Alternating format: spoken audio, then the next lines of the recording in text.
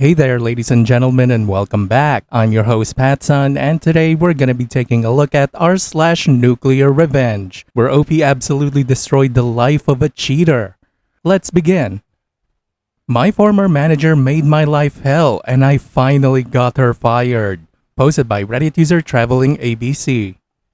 I was desperate to join a new job after my husband and I were both laid off last year. When I was offered a new role, I knew it would be a step down from what I was doing, but the manager and the team seemed great, and that part had not changed. However, since my manager Gary was so busy, he basically offloaded me to another manager, Jane. I was supposed to be the connection point between my team and Jane, but it quickly became Jane micromanaging me. She would ask me to work through lunch, move or cancel vacation days, call at 11 p.m. on weekends, and order me around on phone calls. She also made nasty comments about my weight and said I was big for my race. The list of personal slights is so long that it filled 3 pages. I would talk back to her and she did not like that, and that provoked her more. I only stayed because we needed to pay the bills. Finally, I had a mental breakdown on a Friday afternoon after she yelled at me for something trivial about scheduling a meeting without including someone from her team who I didn't know about. I was dealing with a family tragedy and couldn't take it anymore. I told Gary about the situation with Jane, and he was sympathetic and not at all surprised considering half her team quit. He immediately offered to move me to a different team under him. I was thrilled. Well, turns out going to the new team didn't help. Jane continued to order me around from afar. When I ignored her emails, she came to my desk one day and started loudly talking about how I am not qualified for this role. Gary overheard and finally told her off, but the verbal abuse did not stop. After 2 months there, I abruptly wrote my resignation letter and stapled the list of Jane's offensive comments and copied everyone. Gary offered a bunch of accommodations to try to keep me, but seeing how she was still provoking from afar, I said the only way for me to stay would be for her to go, and he did not have authority to let her go. Her manager was in a different country, and despite several HR complaints from at least 5 people, nothing was done. So I left, loudly and without shame, telling everyone exactly why I was leaving. Times were very bad for 3 months. There were nights we would eat slices of bread just so we could pay the mortgage and emergency expenses from a health crisis and a funeral. Even after he found a job, we were still catching up on bills and still are. I spent months applying to 5 to 10 roles per day, sometimes over 20. Last month, I saw a public memo about a big shot from a former company joining the company I just left. I used to work with this guy closely and texted him a congrats, let me know if you need any insights on the new place. We had a quick call where I told him some ins and outs where I thought they could innovate. After this call, he asked me to join the team as his chief of staff. I accepted. Imagine Jane's shock when we had our first all-hands call. All the VP and above were asked to welcome the new big shot in a giant conference room. In Big Shot's speech, he breezed over that I'll be his chief of staff, along with a few key names. I now sat 2 levels above Jane, and apparently, within the 3 months I was not there, the other half of her team turned over. Every single person left. Gary was excited for me and said all nice things. However, Jane took the classless route and sent Big Shot an email about how I'm an unqualified idiot, that I used to work for her, how I tried to get her fired, and that she suspects I lied to get ahead. She didn't even try to be fake nice. Big Shot forwarded me her email and asked what this was about. I was so nervous and excited. Little did Jane know I was a director at Big Shot's competitor company and was already a level above her, so 2 levels isn't a big leap, and I worked with him for 5 years. I had an hour call with Big Shot and told him she was bad for the company culture and was a nasty person in general, but the evidence he needed was Gary confirming that her whole team has turned over. My prior resignation letter, which was still sitting on my desktop when I logged in upon return, and a few other nasty emails she sent her recent staff, which they were happy to share with us. Big Shot fired Jane on Friday.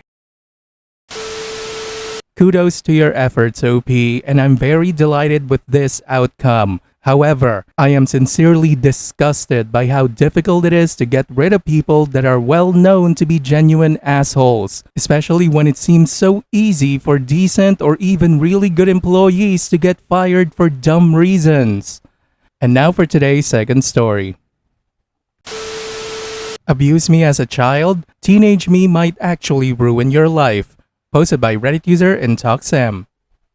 I've wanted to tell this story for so long, and I figured this was the perfect place. Apologies if the spelling and grammar aren't amazing. I've written this out in one sitting and don't have the energy to edit. When I was about 10 years old, my dad got a new girlfriend, Lauren. Lauren was an evil monster. When I first met her, she was lovely and friendly. I quickly liked her. But over the years, everything went downhill fast. It started small. Lauren would steal my things, then deny it. Of course, everyone believed her. She'd tell me that my dad loved her more than me and that if she wanted to, she could click her fingers and he'd never see me again. She'd read my diary, then told everyone what I'd written. She reported me to the RSCPA for abusing my animals. I wasn't. After a couple of years, she had my dad beating me. Yes, I know he was an adult with choices and I hold him just as responsible. She would constantly tell my dad how bad I was and encourage him to hurt me. After a while, he'd always snap and end up doing what she wanted. There are so many more things she did, but you get the picture. My dad and Lauren separated when I was about 16 years old. But they had a house together still. It was around this time as a suicidal, miserable teenager that I decided I'd get even. I spent months on my plan, and this is what I did. I wanted Lauren's entire life to fall apart all at once, so everything had to be perfectly timed. I started by getting her fired and a minor criminal record. Lauren worked at a police warehouse for seized items, but naughty Lauren was stealing from the warehouse. So I made notes on what she stole and when. Once I had a decent enough list, I anonymously contacted her boss with my list. Lauren was immediately suspended. After a few weeks, she was found to be guilty of stealing. She was immediately fired and charged with theft, including theft of a Class C substance. Now Lauren was unemployed and pretty much unemployable. On to stage 2, Lauren, with no income, needed to sell the house as she was now unable to pay her mortgage. My dad also wanted to sell so he could move in with his new girlfriend. So I made the house unsellable and pretty unpleasant to live in. My dad and Lauren were stupid and never locked their back door. I didn't have keys, so I'd sneak in when I knew they were out and hide disgusting things. Bugs everywhere, old prawns hidden under floorboards. I even stitched some old prawns into the bottom of the curtains. Dead mice everywhere, including under Lauren's pillow, live mice in the pantry. The house stank and no one could figure out why. Estate agents refused to list it or would only list it for far under the value, and potential buyers would leave quickly after no one could explain the source of the vile smell. Lauren was approaching bankruptcy, exactly what I wanted. Only one area of her life left to destroy. Lauren had been in a relationship for a year or so with this guy. I can't even remember the poor guy's name. We'll call him John. Well, Lauren was cheating on John, and with his own father of all people. Poor John proposed to Lauren. He needed to know who she really was. One day when Lauren had John's dad over, I got in the house via the unlocked back door. I grabbed her mobile, which she'd left in the kitchen. It took a few attempts and a lot of house watching to get lucky with the phone. I texted John from her phone pretending to be Lauren. I told him I was sick and asked him to come over. Of course, good old John rushed over. I unlocked the front door and texted him letting him know to let himself in as I was in bed sick. I left and hid around the area. The drama was intense. Lauren and John's dad half naked chasing after John in the street, screaming, crying. I think John might have even punched his dad before driving off. Obviously, the relationship was over, and John's dad even ditched her in an attempt to get his son's forgiveness. So Lauren was alone, broke, unemployable, facing charges, and about to be bankrupt. Sadly, I don't know how the story ends. I cut contact with my dad around that time, and thus my connection to Lauren was gone. I do remember my dad mentioning her being suicidal right before we stopped speaking, so in my eyes my goal was achieved. I didn't need to see the fallout anyway, just knowing what I'd achieved was more than enough for me. And that's the story of how I got revenge. Writing it out, I realize how unreal it sounds, but that's the whole story. You're right, OP. This story does sound unreal, and I'm not exactly sure if I believe all of it. But regardless, I hope you and John are living better lives now that you got rid of the cancers in your life. Viewer support is the best way for me to remain independent and continue bringing you these daily videos, which will always be here on my channels for you to watch absolutely free. So please consider subscribing to me on Rumble and on YouTube. Both will be linked in the description box down below.